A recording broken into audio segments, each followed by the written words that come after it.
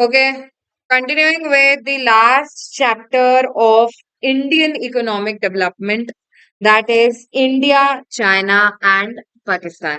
ठीक है, तीनों ही कंट्रीज की ग्रोथ स्टोरीज कवर्ड है। कैसे इंडिपेंडेंस अचीव करने के बाद तीनों कंट्रीज ने ग्रोथ अचीव की है और तीनों कंट्रीज की ग्रोथ स्टोरी में क्या डिफरेंसेस रहे हैं, राइट? कौन सी कंट्री किस चीज में आगे है और क्यों है। The basic thing you need to understand is, बेटा जितना भी डेटा तुम्हें भर भर के इस चैप्टर में देके रखा है, you just need to know the year and the reforms introduced in that particular nation. उसके अलावा जो भी डेटा है कंपैरिजन का, कि कहाँ ह्यूमन डेवलपमेंट इंडेक्स ज्यादा बेटर है, कहाँ पे लिटरेसी ज्यादा अच्छी है, कहाँ पे पॉवर्टी के टर्म्स में बेटर परफॉर्मेंस हो रहा है, ये सारी चीजों का data question will directly give you an exam. Table तुमको दी जाएगी, तुमको तो रीजन पता होना चाहिए कि ये कंट्री इस चीज में आगे क्यों है। तो you just have to understand the reasons, it's not possible to magnify the data. Am I clear? Okay, तुमसे वो एक्सपेक्ट भी नहीं किया जा रहा है कि तुम वो डेटा रट के आओ। ओके, ये सब चीजें तुम्हें ऑलरेडी हैंडी मिल जाती है ऑनलाइन प्लेटफॉर्म पे। Am I clear? तुमको लेकिन लॉजिक पता होना चाहिए कि ये चीज में कौन सी कंट्री बेटर परफॉर्म कर रही है और क्यों कर रही है। ठीक है, तो that is the main objective और वहीं पे फोकस होना चाहिए। सबसे पहले स्टार्ट करते हैं with development strategy of India. पहले 3 चैप्टर्स इंडियन इकोनॉमिक डेवलपमेंट के डील कर रहे हैं already with development strategy of India. ठीक है, क्या, कब इंडिपेंडेंस मिली हमको? 1947 में। कौन सा इकोनॉमिक सिस्टम अडॉप्ट किया हमने? Mix economic system. अच्छा, किसको डोमिनेटिंग रोल दिया गया, पब्लिक या private? We gave dominating role to public sector. हमने कैसी पद्धति अडॉप्ट करी थी? 5 ईयर प्लान्स। ठीक है, our first 5 year plan was from 1951 to 1956। ठीक है, अच्छा उसके अलावा भी followed an inward looking strategy. What do you mean by inward looking strategy? Correct बेटा, we followed a policy of import substitution. जो चीजें हमको बाहर से बुलवानी पड़ रही हैं उसकी जगह हम अपनी डोमेस्टिक इकोनॉमी में ही प्रोड्यूस करने लग जाएं। इंपोर्ट को आपको सब्स्टिट्यूट करना है विद डोमेस्टिक प्रोडक्शन। ठीक है, बाहर के लोगों से, बाहर की कंपटीशन से भी काफी प्रोटेक्शन दिया जा रहा था टू आर डोमेस्टिक इंडस्ट्रीज। तो we work in a very conservative way. Green revolution कब हुआ था? Mid 1960s 70s and 1970s 80s में हमारी कंट्री में। इसके बाद our country became self sufficient in food grain production. In 1990 क्या हुआ जिसकी वजह से एलपीजी आया? पब्लिक सेक्टर का परफॉर्मेंस एक्सट्रीमली खराब रहा। जिस पे हमने विश्वास किया उन्होंने अच्छा परफॉर्म नहीं किया। And that was the time 1991 में इंडिया को IBRD, IBRD International Bank for Reconstruction and Development, full form पता होना चाहिए, and IMF International Monetary Fund, इन दोनों से उधार लेने की जरूरत पड़ी। और जब ये लोग उधार लेने गए तो कौन सी पॉलिसी इंप्लीमेंट करने की बात करी? LPG, liberalisation, privatisation, globalisation. We got the loan against a condition कि आप ये तीनों चीजें आपकी इकोनॉमी में इंप्लीमेंट करोगे। Liberalise your economy, privatise it and let foreign companies get in. Okay, NITI Aayog ये रिसेंट में हुआ है, 2015 में नीति आयोग आया। किसको रिप्लेस किया नीति आयोग ने? हाँ, कौन सी कमीशन थी बेटा? Planning commission. Planning commission was replaced by NITI Aayog in the year 2015। Okay, ये तो थी डेवलपमेंट स्ट्रैटेजी ऑफ इंडिया जो तुमने ऑलरेडी पहले 3 चैप्टर्स में देख ली है, नथिंग न्यू फॉर यू। अब आ जाते हैं डेवलपमेंट स्ट्रैटेजी ऑफ चाइना। बेटा पहले 3 चैप्टर से ऑलरेडी क्वेश्चन आ रहे हैं भर भर के, तो इंडिया की ग्रोथ स्ट्रैटेजी पूछने की पॉसिबिलिटी बहुत कम हो जाती है।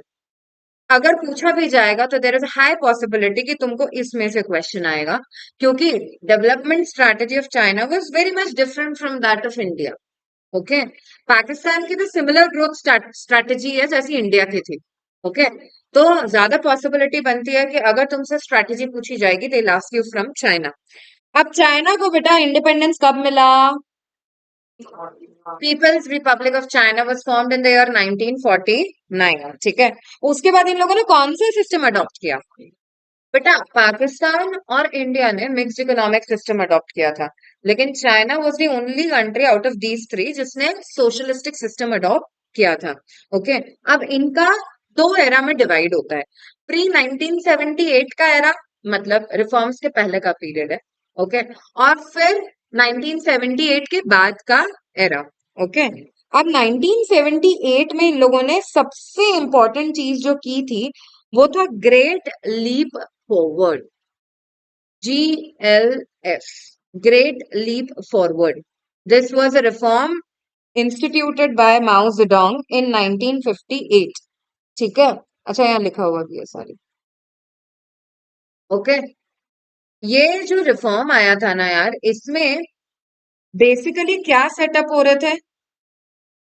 कम्यून सेटअप किए जा रहे थे कलेक्टिव फार्मिंग करने के लिए। ओके, तो ऑलमोस्ट 26,000 कम्यून्स वर सेटअप। कितने? 26,000 कम्यून्स वर सेटअप जहां पे कलेक्टिवली फार्मिंग की जाती थी। एंड सेकेंडली, बैकयार्ड्स में, आपके ही घरों के बैकयार्ड्स में प्रमोट किया जा रहा था कि आप छोटी छोटी इंडस्ट्री सेटअप करो, इससे एम्प्लॉयमेंट जनरेट होगा। ठीक है, अब ये सारी चीजें करने के लिए डेफिनेटली एक्सपर्ट्स की मदद ली गई from Russia. Am I clear?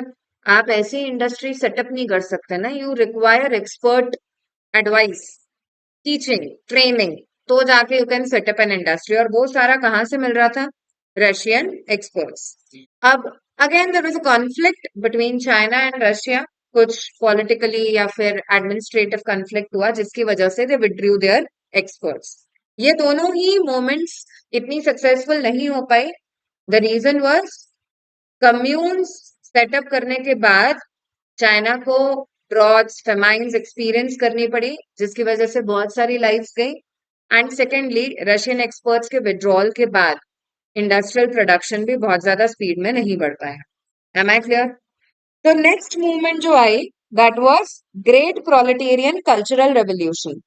ये 1965 से लेके 1976 के बीच में चल रहा था।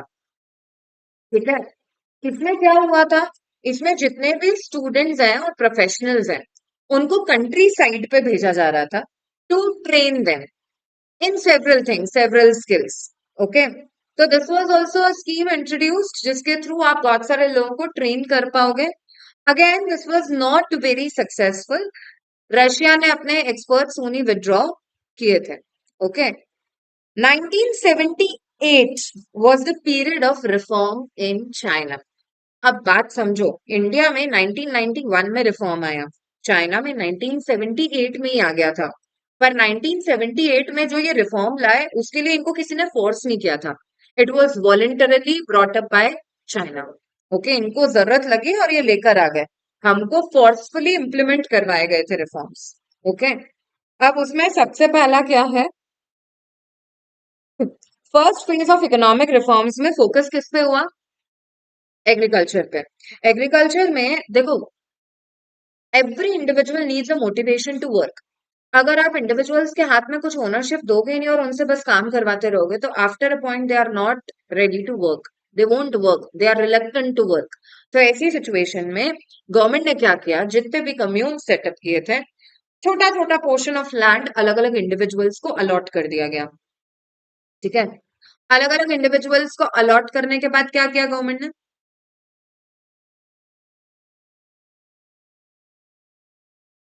ओनरशिप अभी भी गवर्नमेंट के पास थी।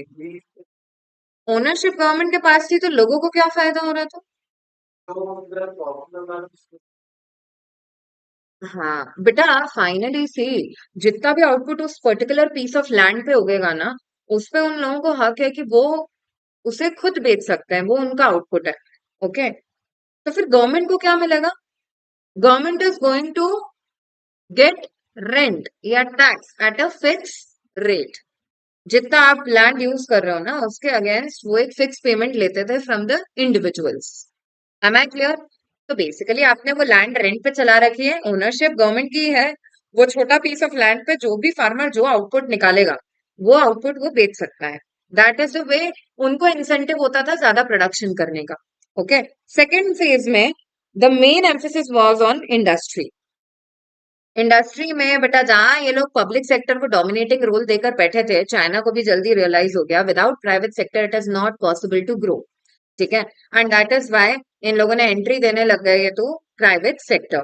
State owned enterprises SOE were coming in direct contact direct competition with the private enterprises. State owned enterprises को कंपटीशन दे रहे थे प्राइवेट सेक्टर एंटरप्राइजेस। ओके, उसके अलावा they followed a dual pricing policy. Dual pricing policy मतलब एक fix amount of output जो आप बनाते हो, भले इंडस्ट्री में हो या एग्रीकल्चर में, वो आपको फिक्स रेट पे गवर्नमेंट को बेचना पड़ेगा, और उसके बियॉन्ड आप जितना भी आउटपुट बनाओगे you can sell it at market prices. ठीक है, तो दो प्राइसिंग पॉलिसीज चल रही थी, मार्केट रेट्स भी फ्लरिश कर रहे थे और गवर्नमेंट को एक फिक्स रेट पे फिक्स अमाउंट ऑफ आउटपुट भी आपको देना पड़ेगा। Am I clear? And third was declaration of SEZ. SEZ stands for special economic zone. SEZ declare करने का क्या फायदा? बेटा इंडस्ट्री डेवलप करने का इंसेंटिव है, इसकी वजह से फॉरेन एक्सचेंज रिजर्व्स बढ़ने लग गए चाइना के, क्योंकि एफडीआई बढ़ने लग गया था इन चाइना। ओके, अब आ जाते हैं development strategy of Pakistan. Similar growth story है जैसे इंडिया की है। ओके, थोड़े इयर्स बस आगे पीछे हैं। सबसे पहले इंडिपेंडेंस भी सेम ईयर में मिली, 1947। कौन सा सिस्टम अडॉप्ट किया? Mixed economic system. Dominant role किसको दिया गया? इंपोर्ट सब्सटीट्यूशन की पॉलिसी फॉलो की जैसे इंडिया ने की थी। इंपोर्ट्स को रोकना है, सब्सटीट्यूट करना है विद डोमेस्टिक प्रोडक्शन। इनकी कंट्री में भी ऑलमोस्ट सेम ड्यूरेशन में ग्रीन रेवोल्यूशन इंट्रोड्यूस हो गया था। ओके, एचवाईवी सीड्स की वजह से बम्पर प्रोडक्शन। अब ये नई चीज है nationalisation of capital good industry. 1978 के आसपास इन लोगों ने 1970 अर्ली 1970 में नेशनलाइज करी सारी इंडस्ट्रीज, मतलब पब्लिक सेक्टर के कंट्रोल में लेकर आ गए। ओके, सारी कैपिटल गुड इंडस्ट्री को। इवेंचुअली दे रियलाइज कि पब्लिक सेक्टर के बस की बात नहीं है, तो उसको इवेंचुअली डीनेशनलाइज भी कर दिया गया 1980s के आसपास। लेट 1970s बोल लो या 1980s अर्ली 1980s बोल लो। ओके, एंड फिर प्राइवेटाइजेशन हो गया ऑफ इंडस्ट्रीज। प्राइवेटाइजेशन ये लोग इंट्रोड्यूस कर चुके थे, एंड डिक्लेरेशन ऑफ एसईजेड इन्होंने भी किया सेम ही तरह से। ओके, पाकिस्तान में रिफॉर्म्स आए इन the year 1988। The common thing about reforms in Pakistan and reforms in India, दोनों ही रिफॉर्म्स फोर्सफुली आए थे, दोनों ही जगह पे, इंडिया में भी पाकिस्तान में भी। The only difference is India reforms के बाद आगे बढ़ा है और पाकिस्तान हाँ, नीचे गया है। Am I clear? Post reform period was not very good for Pakistan. Am I clear? अब आ जाते हैं बेटा डेमोग्राफिक इंडिकेटर्स पे। वन चाइल्ड पॉलिसी कब आई थी चाइना में? In the year 1979। ठीक है, where they will permitted to have only one child. ठीक है, लेकिन अल्टीमेटली ये पॉलिसी को 2016 में विड्रॉ करना पड़ा ड्यू टू सोशल डिसकंटेनमेंट। मैंने तुम्हें बताया था China is also socially a backward economy, जिसमें गर्ल चाइल्ड का प्रेफरेंस नहीं होता, they also prefer a boy child. And that is why अगर पहला एक ही चाइल्ड प्रेफर कर रहे हो and there is only one girl child, then ऐसी सिचुएशन में सोशली डिसकंटेंटमेंट अराइज हो गया था चाइना में, एंड 2016 में they have to withdraw this policy. Am I clear?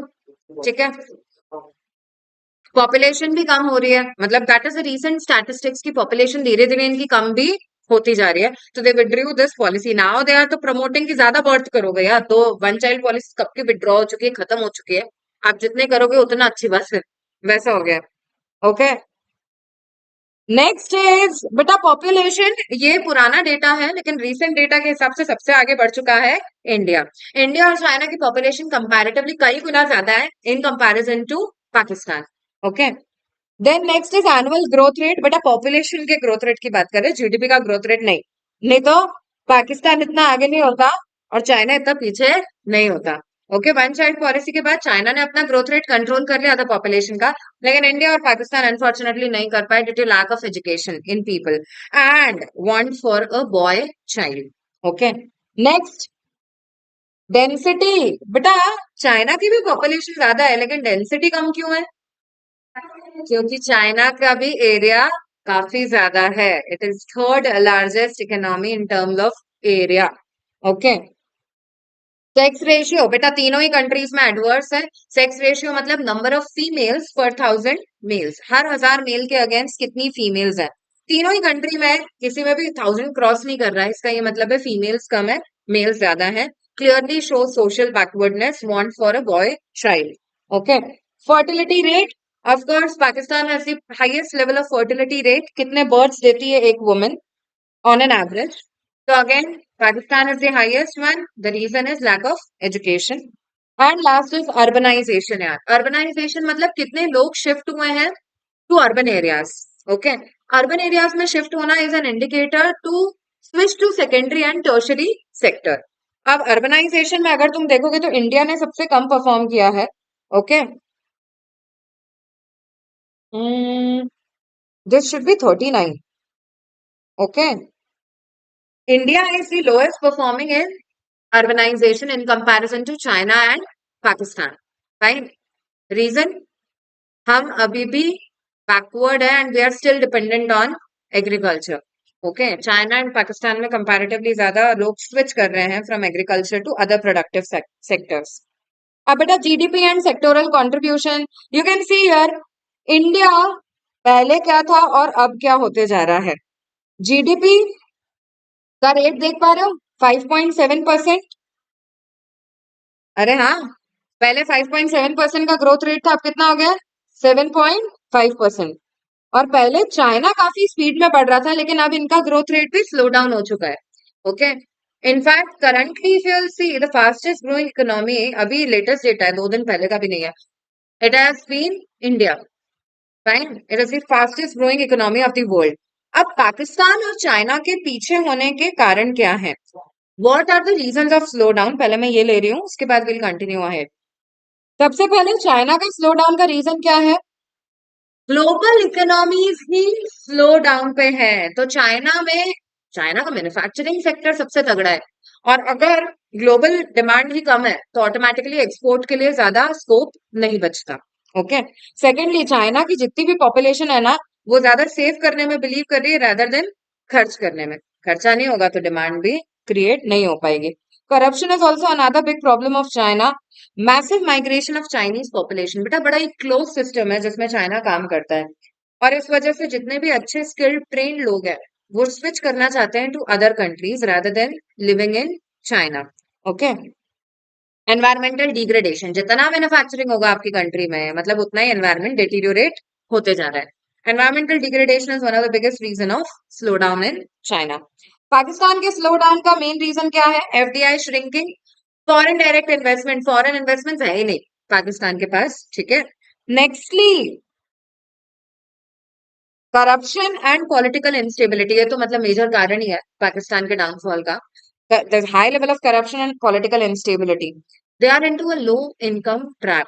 इनका जीडीपी कम है इसलिए लोगों की वेजेस कम है, वेजेस कम है इसलिए जीडीपी इनका कम है। Okay, apart from that Pakistan is still dependent on foreign remittances. उनके जो भी लोग बाहर रह रहे हैं ना, वो अपने फॉरेन एक्सचेंज के लिए केवल उन बाहर के लोगों के रेमिटेंस पे डिपेंड कर रहे हैं।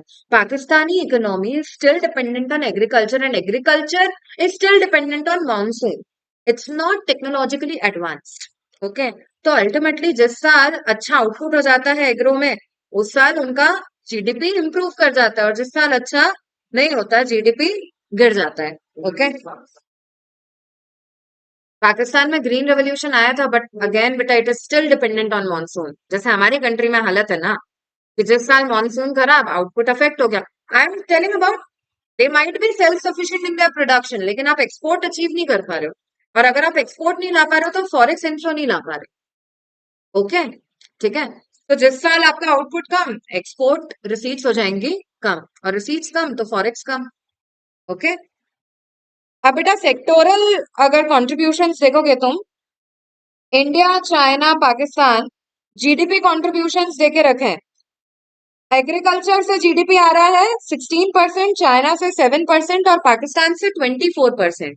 ओके, और सर्विस सेक्टर का जीडीपी कंट्रीब्यूशन अगर तुम देखोगे, इंडिया का 54%, चाइना का 52%, पाकिस्तान का 57%। बेटा इंडिया में पॉपुलेशन, ये जो 3 परसेंटेजेस है ना, ये परसेंटेजेस हैं जीडीपी कंट्रीब्यूशन के, और ये 3 परसेंटेजेस हैं ऑक्यूपेशनल स्ट्रक्चर के, कितना परसेंट पॉपुलेशन एंगेज्ड है। तो कितना एडवर्स है, इंडिया में 43% population is engage in agriculture and they contribute to GDP only 16%। इससे पता लगता है कि आपका एग्रीकल्चर भाई बैकवर्ड है, बहुत ही लो प्रोडक्टिव है। और 32% population is engage in tertiary sector and they are contributing approximately 54% to GDP. Okay बेटा, तीनों ही कंट्रीज में यही हालत है कि सबसे ज्यादा कंट्रीब्यूशन टर्शरी सेक्टर से आ रहा है। लेकिन चाइना इंडिया पाकिस्तान से कैसे अलग है, चाइना का मैन्युफैक्चरिंग सेक्टर भी काफी अच्छा कंट्रीब्यूट कर रहा है to GDP rather than primary sector. ठीक है, तो इंडिया पाकिस्तान के साथ ये दिक्कत है कि ये लोग प्राइमरी से डायरेक्टली शिफ्ट हो गए टर्शरी। टर्शरी की तरफ अगर आप शिफ्ट हो चुके हो, मतलब आपकी कंट्री की खुद की डोमेस्टिक इंडस्ट्रीज है ही नहीं जो आपको एम्प्लॉयमेंट दे पाए। ओके, आप अपने एम्प्लॉयमेंट के लिए दूसरी कंट्रीज पे डिपेंड कर रहे हो, और इसीलिए इंडिया ग्रो कर रहा है इन आउटसोर्सिंग जैसी services. Am I clear? China की growth story has been primary से सेकेंडरी एंड सेकेंडरी से टर्शरी, लेकिन इंडिया और पाकिस्तान की ग्रोथ स्टोरी इज प्राइमरी से directly jump to tertiary. Okay, that is the biggest difference between the three countries. अब बेटा ये सारे इंडिकेटर्स हैं of human development. HDI ranking जितनी ज्यादा उतनी अच्छी। Okay, then coming on to, sorry, HDI index जितना ज्यादा उतना अच्छा, ये है 0.761। फिर है एचडीआई रैंकिंग, एचडीआई रैंकिंग जितनी कम उतनी अच्छी, चाइना टॉप पे चल रहा है, रैंक तो 1 2 3 4 ऐसे अलॉट की जाती है। ओके, अब ह्यूमन डेवलपमेंट इंडेक्स के अलावा, see human development index is an index calculated by United Nations, जिसके थ्रू आप कैलकुलेट कैसे करते हो, there are several factors, life expectancy कैसी है उस कंट्री में, पर कैपिटा इनकम कैसी है लोगों की, लिटरेसी रेट कितना है, poverty rates कितने हैं, there are many factors affecting it. Okay, but unfortunately they do not consider one thing. What they do not consider is liberty indicators. What are liberty indicators? Freedom to speech कितना है, freedom of participation in state administration कितना है, आप demographically कितना participate कर पाते हो। ठीक है, ये सारी चीजें इंडिया में ज्यादा है। अगर इंडिया, मतलब एचडीआई रैंकिंग में ये चीज कंसिडर की जाती, तो ऐसी सिचुएशन में इंडिया का रैंकिंग डेफिनेटली इंप्रूव होता, लेकिन अनफॉर्चुनेटली कंसिडर नहीं की जाती है। फ्रीडम डेफिनेटली लिबर्टी इंडिकेटर्स के हिसाब से इंडिया में ज्यादा है। बेटा लाइफ एक्सपेक्टेंसी हो या फिर मीन ईयर ऑफ स्कूलिंग हो, ये सारे ही डेटा, पर कैपिटा इनकम आप बात कर लो, infant mortality rate, maternal mortality rate, सब में China is performing better in comparison to India and Pakistan. तुमको तो बस यही याद रखना है, and now you know the factors why. Okay, apart from that Pakistan is the least performing country in all these indicators। इसमें बस एक चीज ध्यान रखना, अंडर नरिश चिल्ड्रन के केस में अगर तुम देखोगे अंडर नरिश चिल्ड्रन में भी बेटा China is the best, India बहुत पुअर परफॉर्म कर रहा है, 37.9% of the population is under nourished, and यहाँ पे 37.6% of the population is under nourished. इसमें इंडिया बहुत ही पुअर परफॉर्मेंस दे रहा है। ओके, एंड बाकी चीजों में तो डेफिनेटली, मतलब India is in between, China is far ahead and Pakistan is at least rank. Am I clear? Last चीज इस चैप्टर की जिसके साथ ये चैप्टर खत्म होगा, सी डेवलपमेंटल स्ट्रेटेजी में डिफरेंस देखें तो रिफॉर्म्स जो है 1991 में आए इंडिया में, पाकिस्तान में आए 1988 में, और चाइना में आए 1978 में। इन दोनों जगह पे इनवॉलेंटरीली आए, केवल चाइना ने वॉलेंटरली इंट्रोड्यूस किए थे। उसके बाद बेटा इम्प्लीमेंटेशन की बात करें ना, तो चाइना ने फेज्ड इम्प्लीमेंटेशन किया है, छोटे एरिया पे लेकर आओ, सक्सेसफुल हो जाए तो फिर पूरी इकोनॉमी लेवल पर लेकर जाएंगे। इम्प्लीमेंटेशन में हमारे तो कंट्री में बड़ा ही पुअर परफॉर्मेंस है, क्योंकि करप्शन है, ब्यूरोक्रेटिक इंटरफेरेंस है, इसकी वजह से कोई भी प्लान अच्छे से बनता है लेकिन इम्प्लीमेंट होते होते बहुत टाइम लग जाता है। Okay, we performed better in post reform period and Pakistan performed better in pre reform period than in post reform period। ये मैंने तुम्हें पहले ही बता दिया था। प्राइमरी प्रॉब्लम की बात करें तो मैंने तुम्हें यहाँ बता दिया बेटा, यहाँ पॉलिटिकल विल की कमी है, जो चीज सोचते हैं वैसा कभी भी इम्प्लीमेंट नहीं हो पाता है। एनफोर्समेंट ड्राइव चाहिए, बहुत स्ट्रॉन्ग इम्प्लीमेंटेशन चाहिए, तो ही जाके ये एनफोर्स हो पाएंगे रिफॉर्म्स। यहाँ पे falling demand of Chinese products, इस वजह से ये पीछे चलती जा रही है China. And last is Pakistan that is dependent on agriculture and remittances from abroad. इसके साथ ये चैप्टर होता है खत्म।